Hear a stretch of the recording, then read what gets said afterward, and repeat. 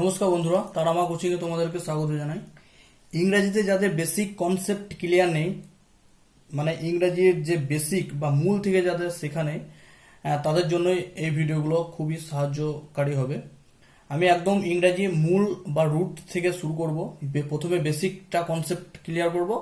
Basic কনসেপ্টটা যখনই clear হয়ে যাবে তারপরে আমি অ্যাডভান্সে ঢুকে যাব। ঠিক আছে, তো আজ থেকে স্টার্ট করব। পার্ট 1, পার্ট 2, পার্ট 3 এইভাবে ভিডিও আনবো ইংরেজির উপর। বেসিক কনসেপ্টগুলোকে প্রথম দিকে ক্লিয়ার করব, তারপরে শেষের দিকে যখন বেসিক কনসেপ্টের সিলেবাসগুলো হয়ে যাবে তখন আমি ডিপে বা অ্যাডভান্স গ্রামারে চলে যাব। ঠিক আছে, তো পার্ট 1, আজকে ভিডিওটা পার্ট 1, হেডিং হবে English grammar, basic concept of English grammar. ঠিক আছে, ইংলিশ গ্রামার।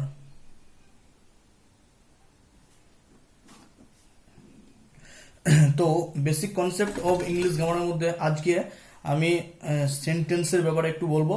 প্রথমে বলবো ইংরেজি লেটার কতগুলি আছে, লেটার থেকে কিভাবে ওয়ার্ড তৈরি হয়, আবার ওয়ার্ডগুলি কি তৈরি করে, সেন্টেন্স তৈরি করে, এই ব্যাপারে একটু বলবো। ঠিক আছে, তো আমরা সবাই জানি ইংরেজিতে 26টি লেটার আছে। ঠিক আছে, 26টি লেটার আছে, আর এই 26টি লেটারের মধ্যে 21টি কনসোনান্ট। আমরা সবাই জানি 21টি কনসোনান্ট আর 5টি হচ্ছে ভয়েল। ঠিক আছে, 21টি হচ্ছে কনসোনান্ট আর 5টি হচ্ছে ভয়েল। তো ও ভাওয়েল আর কনসোনেন্টের গল্পটি আমি আর্টিকেল পড়ানোর সময় বলবো। ঠিক আছে, এখন এখানে স্থগিত রাখি। 26টি লেটার আছে, ওই লেটার, এবার গল্পটা হচ্ছে লেটারগুলো দিয়ে 2টি হতে পারে, 3টি হতে পারে, 4টি হতে পারে, 5টি হতে পারে, বা কতগুলি লেটার, কয়েকটি লেটার দিয়ে তৈরি হয় একটা কি ওয়ার্ড। কি তৈরি হবে? একটা ওয়ার্ড। আর কয়েকটি ওয়ার্ড একগুচ্ছ হয়ে তৈরি করে একটি সেন্টেন্স।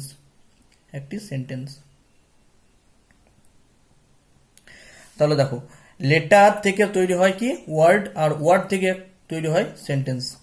কয়েকটি লেটার মিলিতভাবে তৈরি করে একটা ওয়ার্ড, আবার কতগুলি ওয়ার্ড মিলিতভাবে তৈরি করে সেন্টেন্স। ঠিক আছে, এবার কয়েকটি ওয়ার্ড মিলিত করে যে সেন্টেন্স তৈরি করে সেটাই সত্য না মিথ্যা, সেটাও একটু পরে আলোচনা করে দেবো। ওকে, তো এখন জেনে রাখো যে কয়েকটি লেটার মিলিত হয়ে একটি ওয়ার্ড তৈরি করে, আর কয়েকটি ওয়ার্ড মিলিত হয়ে একটি সেন্টেন্স তৈরি করে। আচ্ছা, যে একটা বিল্ডিং বানানোর জন্য যে ইটের দরকার হয়, কতগুলি, 10,000 হোক, 5,000 হোক, 2,000 হোক, 4,000 হোক, 20টি হোক, এতগুলি ইট দিয়ে একটি কি তৈরি হবে? একটি বিল্ডিং তৈরি হবে। ঠিক আছে, সেই একই সিস্টেমে কতগুলি ওয়ার্ড দিয়ে একটি সেন্টেন্স তৈরি হবে, এটা মনে রেখো।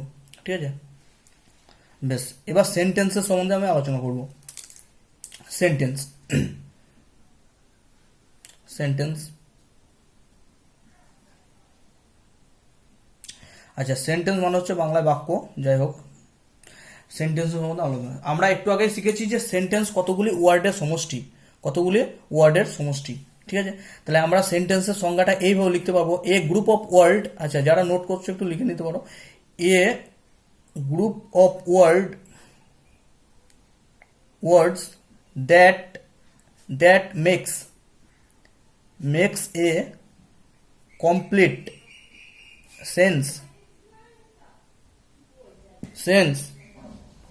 sense is called sentence। তাহলে a group of word that makes a complete sense is called sentence. এখানে দুটো জিনিস লক্ষ্য করতে হবে। এ গ্রুপ অফ ওয়ার্ড, যেটা আগেই বলেছি, ঠিক আছে, এ গ্রুপ অফ ওয়ার্ড তো অবশ্যই হবে, আর সব থেকে মাস্ট ইম্পর্টেন্ট জিনিস যেটা হচ্ছে এ কমপ্লিট সেন্স, মানে কি একটি পরিপূর্ণ তাৎপর্যপূর্ণ অর্থ। একটি এ গ্রুপ অফ ওয়ার্ড ভরে দিলাম যে সেন্টেন্স হয়ে যাবে, এরকম কোনো মানে নেই। সেই ওয়ার্ডগুলোকে এমন সিকোয়েন্সে সাজাতে হবে যেটি একটি একটি কমপ্লিট বা পরিপূর্ণ অর্থপূর্ণ যেন হয়। ঠিক আছে, আচ্ছা, এক্সাম্পলের সাহায্যে বোঝা যাক। যেমন একটা এক্সাম্পল নিতে পারি আমরা, সে মাছ ধরিতেছে। ঠিক আছে, হি ইজ ক্যাচিং ফিশ। ঠিক আছে, আচ্ছা, এখানে আমরা বুঝতে পারছি যে এটা একটা ওয়ার্ড, এটা একটা ওয়ার্ড, এটা একটা ওয়ার্ড, এটা একটা ওয়ার্ড, 4টে ওয়ার্ড মিলিত হয়ে একটি কি তৈরি করেছে? একটি সেন্টেন্স তৈরি করেছে। ঠিক আছে, এটা বুঝতে পারছি যে সে মাছ ধরিতেছে, 4টি ওয়ার্ড মিলিত হয়ে একটি সেন্টেন্স তৈরি করছে। তাহলে এখানে এই ওয়ার্ডগুলোর মধ্যে আসছে একটি কমপ্লিট সেন্স। ঠিক আছে, আচ্ছা, একটু অসুবিধা, একটু ডিফারেন্ট করে দিই। ঠিক আছে, যেমন হি ফিশ ক্যাচিং। আচ্ছা, একটা জিনিস লক্ষ্য করে দেখো, এখানেও চারটি ওয়ার্ড আছে, একটা ওয়ার্ড, দুটো ওয়ার্ড, তিনটে ওয়ার্ড, চারটে ওয়ার্ড, ওই একই ওয়ার্ড আছে, কিন্তু এটা কি সেন্টেন্স? এটা কি সেন্টেন্স? এটা সেন্টেন্স নয়। কেন? এটা একটা কমপ্লিট সেন্স বোঝাচ্ছে না। ইজ হি ফিশ ক্যাচিং কোনো মানে দাঁড়াচ্ছে? কিছুই মানে দাঁড়াচ্ছে না। তো এটা একটা কমপ্লিট সেন্স বোঝাচ্ছে না, এই কারণে এটা কি সেন্টেন্স? এটা কি সেন্টেন্স? এটা সেন্টেন্স নয়। বাট উপরে দেখো ওই চারটে ওয়ার্ডই এমনভাবে সাজানো আছে যে সেটা শুনতেও ভালো লাগছে, একটা অর্থ বোঝাচ্ছে, সে মাছ ধরিতেছে। ঠিক আছে, তাহলে উপরেরটা হচ্ছে সেন্টেন্স। তো সেন্টেন্স সম্বন্ধে আশা করি ক্লিয়ার ধারণা হয়ে গেল, যে ওয়ার্ড, কয়েকটি ওয়ার্ড মিলিত হলেই যে সেন্টেন্স তৈরি হবে সেটাও না। ঠিক আছে, ওটা সেন্টেন্স নাও তৈরি হতে পারে, একটা কমপ্লিট সেন্স থাকতে হবে সেন্টেন্সের জন্য। ওকে, এই ধারণাটা সবথেকে ইম্পর্টেন্ট। তাহলে এই কমপ্লিট সেন্সের কথাটাই সব থেকে বেশি তাৎপর্যপূর্ণ। হ্যাঁ, এটা তো দরকারি, এই গ্রুপ অফ ওয়ার্ড তো দরকারি, তার সঙ্গে সেটাকে হতে হবে এ কমপ্লিট সেন্স। তাহলে এই দুটো রিলেশনের ফলই হচ্ছে সেন্টেন্স। ওকে, তো সেন্টেন্সকে আমরা মোটামুটি 5 ভাগে ভাগ করব। কত ভাগে ভাগ করব সেন্টেন্সকে? সেন্টেন্সকে আমরা ভাগ করব 5 ভাগে। ঠিক আছে, আচ্ছা, সেন্টেন্সকে আমরা ভাগ করব,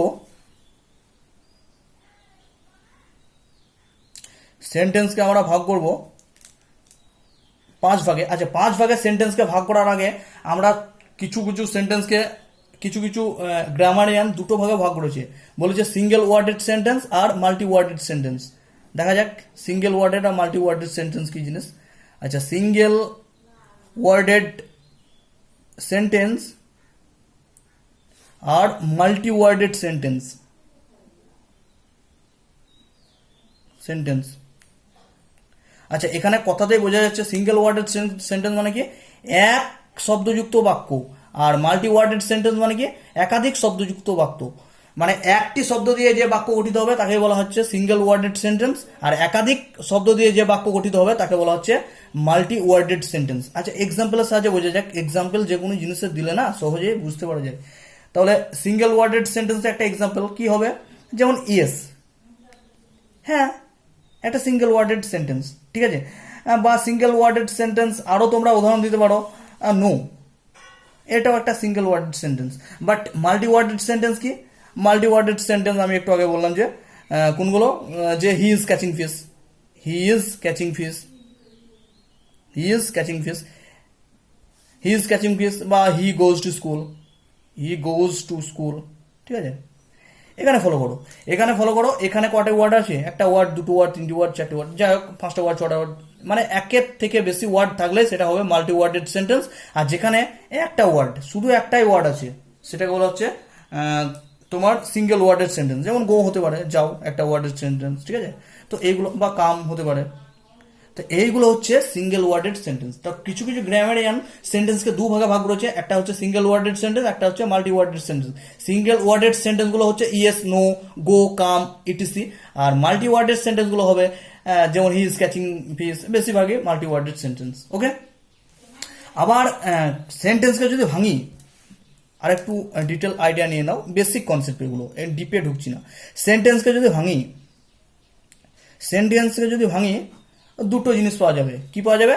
দুটো জিনিস পাওয়া যাবে, একটা হচ্ছে সাবজেক্ট আর একটা হচ্ছে প্রেডিকেট। ঠিক আছে, কোনো সেন্টেন্সকে যদি ভাঙি দুটো আমাদের ধারণা তৈরি হবে, একটা হচ্ছে সাবজেক্ট আর একটা হচ্ছে প্রেডিকেট। প্রেডিকেট, আচ্ছা, কোনো সেন্টেন্সকে যদি আমি ভাঙি তাহলে দুটো পার্টে ভাঙবো, একটা হচ্ছে সাবজেক্ট আর একটা হচ্ছে প্রেডিকেট। সাবজেক্টটা হচ্ছে বাংলায় উদ্দেশ্য, আর প্রেডিকেটটা মনে হয় বাংলায় বিধেয়। ঠিক আছে, বাংলাতে আমরা বাংলা গ্রামারে পড়েছি উদ্দেশ্য আর বিধেয়। ঠিক আছে, সেভাবে ইংরেজিতে সেন্টেন্সকে যদি ভাঙা হয়, সাবজেক্ট হবে আর একটা হবে প্রেডিকেট, মানে হচ্ছে উদ্দেশ্য আর একটা হচ্ছে বিধেয়। ঠিক আছে, এক্সাম্পলের সাহায্যে বুঝি। যেমন ওই আগের এক্সাম্পলটাই নিই, he is catching fish, he is catching fish.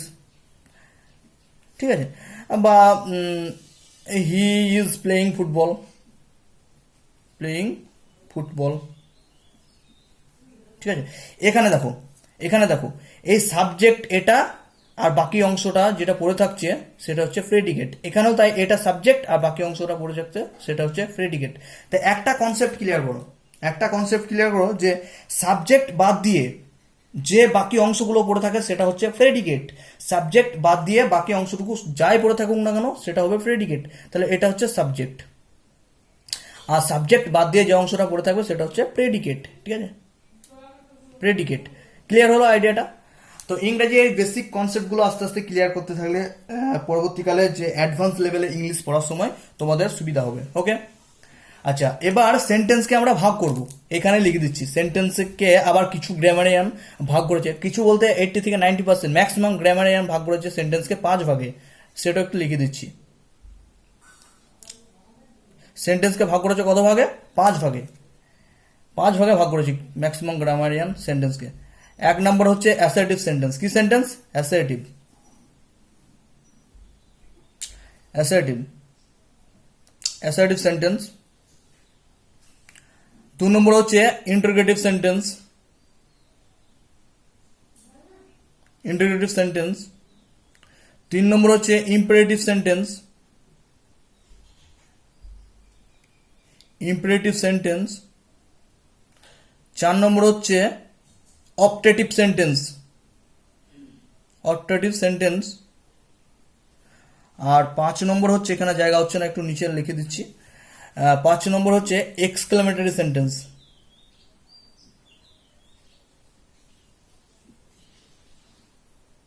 ঠিক আছে, তো ম্যাক্সিমাম গ্রামারিয়ান সেন্টেন্সকে 5 ভাগে ভাগ করেছে। একটা হচ্ছে অ্যাসার্টিভ সেন্টেন্স, 2 নম্বর হচ্ছে ইন্টারোগেটিভ সেন্টেন্স, 3 নম্বর হচ্ছে ইম্পারেটিভ সেন্টেন্স, 4 নম্বর হচ্ছে অপটেটিভ সেন্টেন্স, 5 নম্বর হচ্ছে এক্সক্লেমেটরি সেন্টেন্স। আমি প্রতিটি সেন্টেন্সকে ইন ডিটেলস আলোচনা করব পরবর্তীতে যে ভিডিওগুলো দেবো তাতে। ঠিক আছে, তো আজকে একটু হিন্টস দিয়ে দিচ্ছি কি হতে পারে। অ্যাসার্টিভ সেন্টেন্স মানে হচ্ছে বিবৃতিমূলক বাক্য।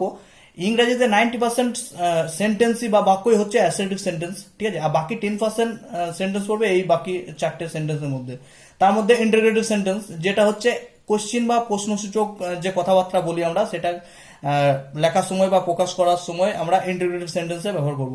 ইন্টারোগেটিভ সেন্টেন্স শেষ হয় সবসময় জিজ্ঞেস চিহ্ন দিয়ে একটা, ওটাই কি ওয়ার্ড বা কি পয়েন্ট ইন্টারোগেটিভ সেন্টেন্সে। আর তারপরে যে ইম্পারেটিভ সেন্টেন্সটা, ইম্পারেটিভ সেন্টেন্স মানে আদেশ, উপদেশ, অনুরোধ প্রভৃতি প্রকাশের জন্য যে সেন্টেন্স আমরা ব্যবহার করে থাকি সেটা হচ্ছে ইম্পারেটিভ সেন্টেন্স। আর অপটেটিভ সেন্টেন্স মানে হচ্ছে ইচ্ছা বা প্রার্থনা। আমরা কোনো সময় ইচ্ছা প্রকাশ করি বা প্রার্থনা কারোর জন্য করি, তখন যে সেন্টেন্স ব্যবহার করবো সেটা হচ্ছে অপটেটিভ সেন্টেন্স। ঠিক আছে, আর শেষে হচ্ছে এক্সক্লেমেটরি সেন্টেন্স। এক্সক্লেমেটরি সেন্টেন্স মানে হচ্ছে বিস্ময়সূচক বাক্য, মানে আবেগ, দুঃখ, তারপর ক্ষোভ, তারপর তোমার আনন্দ বা দুঃখ ইত্যাদি বোঝাতে যে বাক্যগুলো ইউজ করে থাকে সেগুলো হচ্ছে এক্সক্লেমেটরি সেন্টেন্স। এক্সক্লেমেটরি সেন্টেন্স শুরু হয়, এক্সক্লেমেটরি সেন্টেন্সে যে এক্সক্লেম চিহ্ন পরে একটা এই বিস্ময়ের চিহ্ন থাকে, এই চিহ্নটা থাকে। ওকে, যেমন একটা এক্সাম্পল হতে পারে যে today we have won the match. ঠিক আছে, এটা হচ্ছে মানে কি মজা, আমরা ম্যাচে জিতেছি। ঠিক আছে, এটা হবে এক্সক্লেমেটরি সেন্টেন্স। ওকে, তাহলে আমরা যে ম্যাক্সিমাম গ্রামারিয়ানরা যে 5টা সেন্টেন্সের ব্যাপারে বলেছে, assertive sentence, interrogative sentence, imperative sentence, optative sentence, exclamatory sentence, আজকে একটু হলেও আলোচনা করে দিলাম। পরবর্তী ক্লাসে এই সেন্টেন্সগুলোর সম্বন্ধে ডিটেলস আলোচনা করা থাকবে। ডিটেলস বলতে বেসিক জিনিসটা, বেসিক কনসেপ্টটা ক্লিয়ার করা থাকবে। ঠিক আছে, পরবর্তীতে যখন অ্যাডভান্স ইংলিশ শিখবো তখন যাতে বেসিক কনসেপ্ট না নিয়ে আর যেন না ঘাটতে হয়। ঠিক আছে, তার জন্য বেসিকটা একটু শিখিয়ে দিচ্ছি। ওকে, বেশ, থ্যাংক ইউ।